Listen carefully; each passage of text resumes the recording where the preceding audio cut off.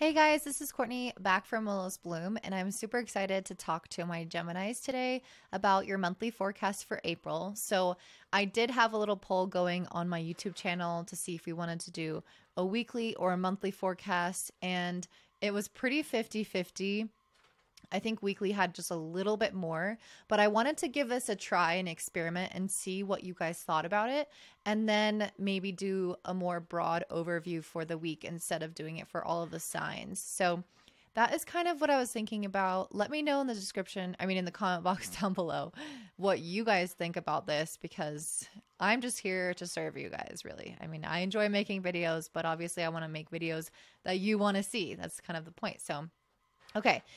I wanted to also introduce some topics from last month because in March last month, we had some really big energies happening. And I definitely think that they're worth going back to and watching because these energies are going to carry forward throughout the year, even the years to come. So I'm going to link 3 videos down below. The first is a Saturn and Pisces video. We did that for all signs, me and an astrology friend of mine. And this is going to be the energy that you will experience for the next 2.5 years. So it's really significant. Definitely check that out. We also have Pluto moving into Aquarius, which has been the sign of Capricorn for a very long time, since 2008. So definitely want to check that one out as well because it's shifting into Aquarius. It's going to be huge for everybody's chart.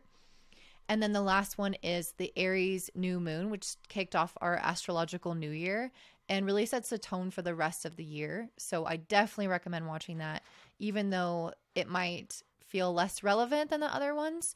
I really feel like it's kind of like the solar return of the year. So it's significant in terms of setting the energy, like I said. All right, so definitely check that out. Those will be linked down below. And let's go ahead and dive into your forecast for April. So we're starting off this month with Mercury moving into the sign of Taurus on April 3rd. So this means it's in your 12th house if you're a Gemini rising, or it's the house before wherever your sun is if you're a Gemini sun. So Mercury moving into Taurus, I think in general is going to affect you a little bit more because Mercury is your ruling planet, and Taurus wants you to get practical. It wants you to get organized, to have a plan, to know what you're doing moving forward, to be responsible, check all the boxes, not leave anything behind. And especially when it's moving into your 12th house, you might not always feel like you are really great at that energy. The 12th house is part of us that is somewhat subconscious and somewhat repressed. So we have to kind of work on activating it more within ourselves. And there is something about Taurus that is very fixed and unmovable and constant that you as a Gemini rising are not. That's why it's in your 12th house. So when Mercury moves here, it's going to try to draw that out a little bit in you from your subconscious. And it could be a time in which you might also feel like you need maybe a little bit more time alone, especially when you're trying to gather your thoughts together. If there are things that you're working on, it's like moving in silence type of energy.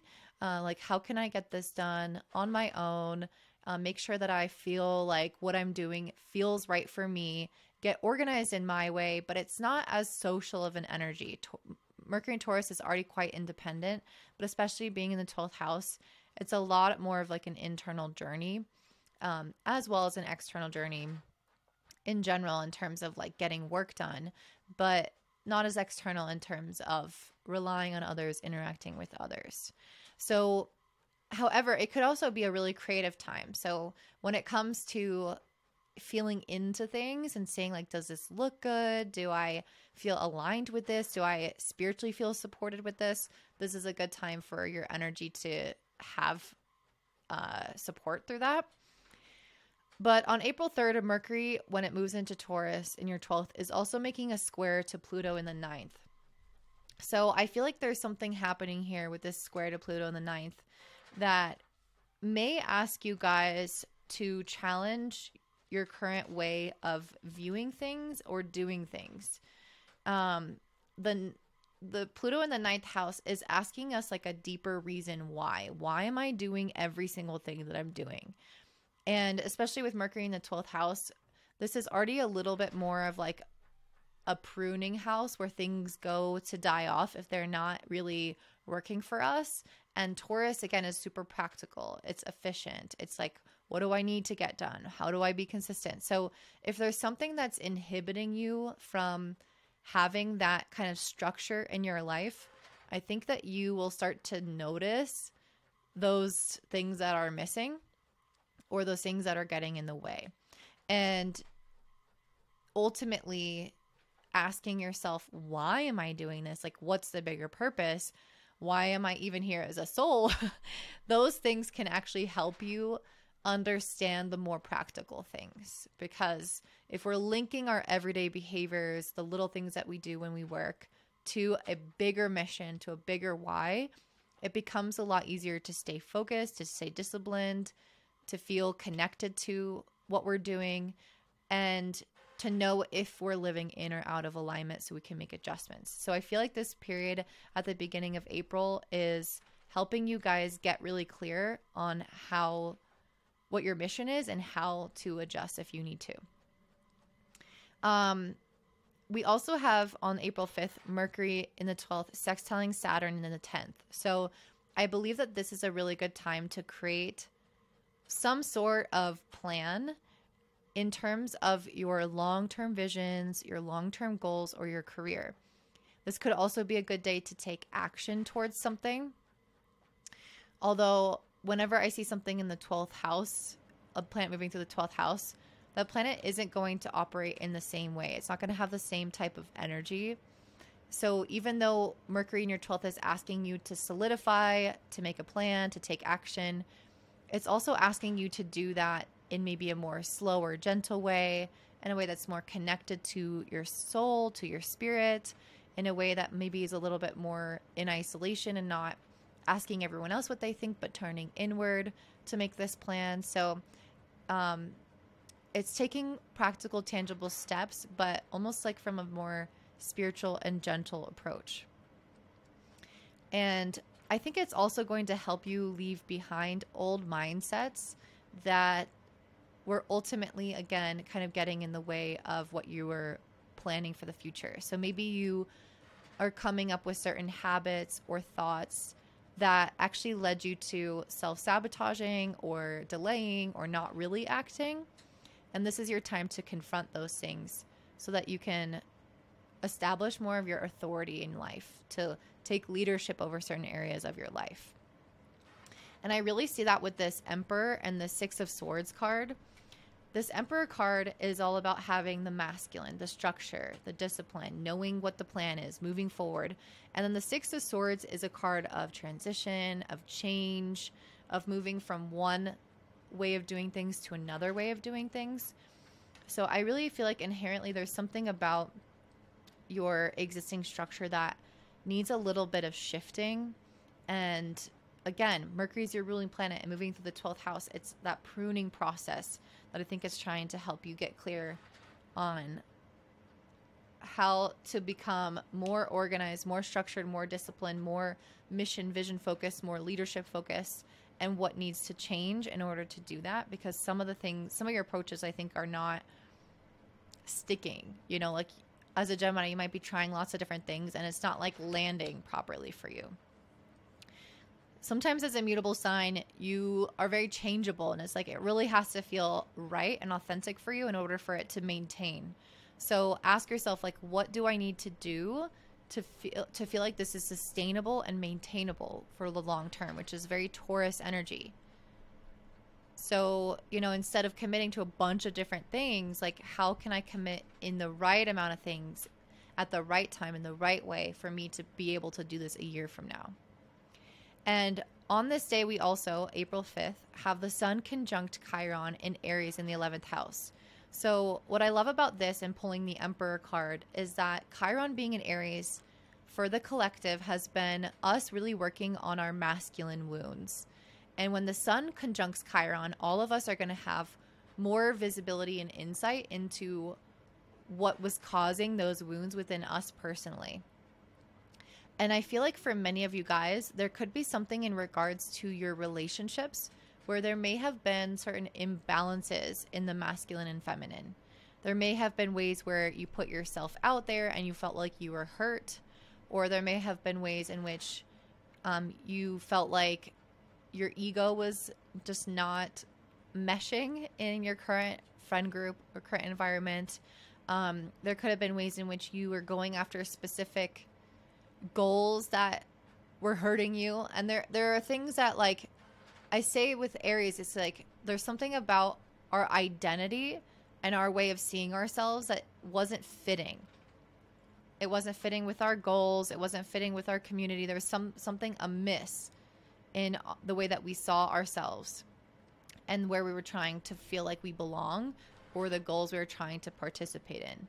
So I feel like you guys might have something come through around this where you actually realize your worthiness, who you are, how your identity matches up with maybe a different goal or a different friend group or a different community. I feel like it's going to give you a little bit more healing and a sense of belonging if you felt like you've been out of place in some way, or if you felt like your dreams were not desiring you back. I really feel like there's going to be something here on this day that will create more healing and that sense of fitting with something, if that makes sense. And I think that it could also kind of, with this, the Sun and the Four of Wands, this really feels like clarity around your purpose and your career, and feeling with this Four of Wands like there's something to celebrate. Like there's a community, there's a connection, there's something that's like going right. And I think it's, again, because something is healing within our masculine energy that's allowing this to go right. When the masculine energy is awry, our egos are crazy, like we're too logical. We push things forward and force things even though maybe it wasn't meant to be. And there's something healing around that that's allowing the ease and things to flow and kind of click into place. And I think it's also going to speed things up for you with this Eight of Wands in terms of what you're going after. Either if that's relationships or certain goals, I really feel like it's going to speed up the process of having those come into your life, because, again, everything is aligned. It's clicked into place. Now it can move steadily. There's not these like random bumps and blocks and issues that you have to tend to.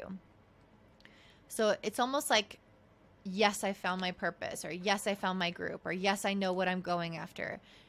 And again, it's because there's some healing of the masculine that gives you that feeling of yes. On April 6th, we have a full moon in Libra in your 5th house. I'm not going to go into this because I'm going to have a full and new moon video that I always do every month. But the full moon in Libra being in the 5th is asking you to look a little bit more at your creative life, your life with your children, your businesses, anything that tends to bring you joy and feels like an expression of you. So we'll get into that later. On April 11th, you have Sun conjunct Aries in your 11th house. And then Venus is also moving into your 1st house, into the sign of Gemini. So this is kind of when I feel like if there have been issues in relationships, I really feel like your circle starts to expand and you might start to attract more aligned people because of that healing that you did earlier. So more friends can come in. Things can speed up. People can come into your life that give you the feeling of community, that give you the feeling of support, that can also help you up level in some way and kind of give you a sense of direction. Venus moving into your 1st house is also very fortuitous in terms of finances. So if there is a time in which you would get more money or attract more people that maybe could be clients, or more people that are just loving your energy, I think that is also something that can happen around this time. You might notice that your social media presence starts to expand a little bit. It's a time of networking. And again, it's because we did the healing prior to this that a lot of that energy clears up, and we find that we're just a lot more like attractive to those opportunities and circumstances with people and how they can bring new things to our life. So very good day to kind of launch something, reach out, ask for help, especially if somebody has something that you don't have, or they know something that you don't know. This is on April 11th, it's a very fortuitous day to ask for support. On the 14th, we have Venus squaring Saturn. So Venus in your 1st, squaring Saturn in your 10th. So yeah, I feel like you guys might get into a little bit of a funk on this day. Most people probably will, because Venus square Saturn, we just went from this feeling of we're supported, things are working out, we're optimistic, we feel like we belong, or we feel like we're going somewhere. And then on the 14th, when Venus square Saturn, it can really feel heavy. Like, okay, maybe that support isn't there. Maybe the money isn't flowing as easily as I thought. And we can start to kind of question things a little bit. So you might feel tired. If you tried to reach out for something and ask for something, maybe you didn't get the full picture. Maybe you got a yes on the 11th and a no on the 14th for something else. And I mean, there's going to be many different circumstances here, but in general, on the 14th and around this day, I think we're just going to feel like a little bit of this lack mentality, or even just lack literally. Maybe some kind of financial thing comes up where you have to spend money on your career or on a health thing, or you're kind of realizing that the way that you're currently going about things isn't going to actually make you enough money, or you just find that like your friends are not as supportive, or you're not as out externally supported within your career as you thought you were. So it could feel like really burdensome with a 10 of wands. This is like, this is unsustainable. The current way of working, pushing, striving isn't functioning right. Maybe there's something about my values that need to be adjusting. Maybe there's something about my work ethic, my discipline, my approach that isn't working. And so this is the day to kind of go back to the drawing board and allow this feeling of lack or burden to help create a change, because a square between Venus and Saturn, a square in general, is asking you to make a change to your behavior, a change to your outlook, a change to your approach. So there's something here that can be made better. And so not allowing this to be the end of the road and being just hopeless, but allowing this to be the instigator for an adjustment. So, okay, well, I asked for that thing and I asked for a raise, for example, and I didn't get a yes. So like, how can I approach them with maybe more of my value and approach it differently, maybe in a month from now, or maybe even a few days from now, and see if they would say yes, given this other context, or, you know, maybe not that exact situation, but there's something where I feel like it's okay if it doesn't work out right away. You can just change what you're doing and things will get better. The good news is that just a few days later, on April 20th, you're having an Aries solar eclipse, which is a new moon in your 11th house. Solar eclipses, beginning eclipse season, is always going to drudge up a lot more energy and the potential for some really radical change. It is a new moon. It's a solar eclipse. So this often brings the seed of change that can unfold in really big and exciting ways, instead of things kind of ending, or, you know, realizing that things aren't working in some way. It's like, no, this is the way that we can decide, all right, this thing didn't work the way I tried it. Let me plant this seed, and there's a solar eclipse happening. It's actually going to make some massive change in my life. It's actually going to show me some results. And this is happening in your 11th house. So if this is you trying to reach out or build your social media following, or have a network, or go after specific hopes and dreams, or even humanitarian work, if there's something around those areas of your life, friendships even, you'll notice that the decisions that you make to change are going to have fertile soil for growth in this next chapter because of the solar eclipse on the 11th. And we'll talk about that in another video. On April 20th, we also have the sun moving into Taurus, into your 12th house. This is a time for more slowing down and introspection. So you've maybe done a lot of work up until now. You've been really busy. So maybe you can kind of take a break from the world a little bit. The sun moving into your 12th is an opportunity to reset and refresh, and realign. So if you feel like you're a little bit more tired, allow yourself to be tired. If you feel like you don't want to socialize as much, allow yourself to pull back. If you feel more creative or more spiritual and you want to go to more things that are cultivating that within your energy, then do those things. But don't push and force things during this time to be really out there and putting yourself out there, because it might not feel right. And this is going to be you for the next month. So April 20th to May 20th, generally. Then on the 21st, Mercury is going to go retrograde in your 12th house. And this is going to happen until May 14th. So Mercury retrograde in general is about redoing things. And for you, I feel like it's almost having you recommit to something in your life, because we talked about how Mercury moving into Taurus for you really felt like it's getting things very practical for you, getting things organized, getting disciplined, getting consistent, knowing your bigger mission and your why. But when it goes retrograde, there might still be some things that we need to clean up. Maybe everything didn't go according to plan. Maybe some of your approaches weren't working. Maybe some of the days you weren't consistent. And there might be deeper reasons as to why that is. Because again, the 12th house is a house of self-undoing. So there's usually sometimes thoughts, patterns, elements, and parts of ourselves that we suppress that kind of rear their ugly head and prevent us from taking steps and actions that we consciously say that we want to take. So with the Temperance and the Seven of Pentacles, I feel like Mercury retrograde here until the middle of May is helping you heal so you can establish more consistency, so that you can keep going, that you can keep working, you can recommit to your goals. But you might need to kind of go in and tweak your mindset, tweak your attitude, address some of the parts of you that are flailing and upset about, it doesn't want to move forward. It doesn't want to take risks. It doesn't want to create change. It feels like it's scary, or maybe there's some other part of you that's active, but something needs to be healed so that you can feel like, I'm showing up. I got this. And feel hopeful and consistent and dedicated to your craft or whatever it is that you're trying to commit to for the long haul.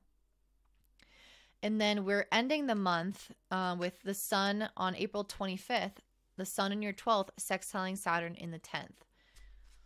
So I generally feel like when the sun sextiles Saturn, it's helping us gain clarity about something, because Saturn likes, especially Saturn the 10th, Saturn wants us to implement. It has a vision that is supplied by Jupiter typically, or Neptune sometimes. And it's like, all right, let's do this thing. We already know the end goal. Jupiter had us see that end goal. Let's take 100 million steps to get there. And the sun sextiling it is like lighting the way. It's like, okay, here is that next step. Here's the path ahead. Jupiter gives the vision. The sun gives the clarity on how to get to that vision. And Saturn implements every little step. So sun sextile Saturn is really beneficial. But when the sun is in the 12th house, in the house of self-undoing and isolation and subconscious woundings and all those things, it's giving us clarity around how we've truly held ourselves back and how we are getting in the way. So this is very similar to what I was saying around Mercury retrograde. It's the same energy. These are the same days that it's happening. We're seeing, okay, this is how I was self-sabotaging. And we can see that with the moon and the Four of Cups.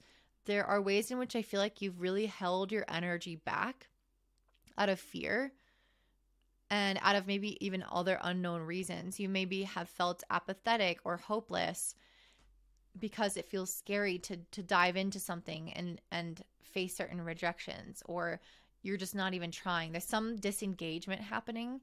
And I feel like when sun sextile Saturn, you're seeing that and you're deciding to take a new path. You're deciding to try something different. You're deciding to change your energy, to change your approach. So again, this is going along with the Mercury retrograde period, and it's helping you have a new beginning, maybe in your heart, in your energy, in your mind, to not keep going down that same path of, I'm just going to keep messing myself up. I'm just going to keep saying I can't do it. I'm just going to keep not trying, or going to bed too late, not sticking to my schedule, whatever it is that keeps kind of skipping you up and getting in your way. I feel like you guys are truly realizing that you don't want to do that anymore. You're having more clarity as to maybe why that even was happening, and you're deciding to start anew. You're deciding to give yourself a chance at what you're looking for. So this month really feels like you guys kind of getting your life in order in a lot of ways, and realizing what's preventing you from getting your life in order. I think in many ways you are very much supported relationship wise. And then towards the end of the month, your energy starts going a little bit more internal, and you can start doing some of that inner work to see, okay, this is working in my life, this isn't working. And it will help that support that's in your relationship sector. It will help it actually bear fruit. Because just because we're being supported in our relationships doesn't mean that we're going to take it, doesn't mean that we're going to act on it, doesn't mean that we're going to say yes to everything.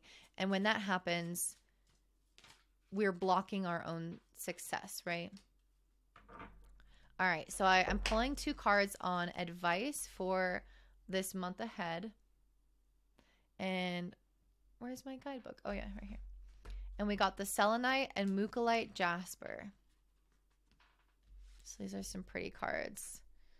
I need to set this down to read this though. All right, let's take a look at selenite first. So what is advice for Gemini? Your body houses 7 chakras, 7 energy centers known as chakras. You need an open channel along your spine from crown to root for these centers to pass energy from one to another and communicate to each other, higher self, and spirit. And I feel like this is really drawing your attention to any of those blockages, especially because at the 1st of the month or the 3rd of the month, you're having Mercury move into your 12th, which is where we do connect to the divine, where we do feel if we're open channel or not. And then later in the month, on the 20th, the sun will move into the 12th, which is furthering that connection. So this is, again, a very important month to connect to spirit and really feel like you're getting messages from your higher self and the divine. This card comes to you as a sign that it's time to detoxify your precious and perfect being beneath the luminous light of the universe. In order to more deeply accelerate into expansion and clear yourself of useless lower vibes, selenite serves as your vehicle to clarified, balanced energy. Trust selenite as a channel for healing of spirit to search through your being and dislodge any energy, connections, thoughts, or habits that no longer align with your highest good. That's exactly what I was talking about. This is not just a time to connect to spirit, but to realize what's in the way. And it's all those self-sabotaging thoughts, habits, routines that have just gunked up your energy centers. So it's like, okay, truly, what is it in your daily life, in your daily actions that feel like it's just not in alignment for you? So are you watching too much YouTube like I do? Are you staying up too late? Are you eating certain foods? Are you gossiping? Are you talking bad about yourself?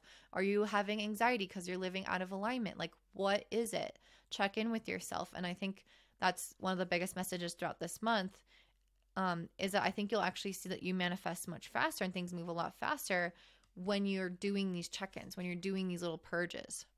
All right, mucolite jasper.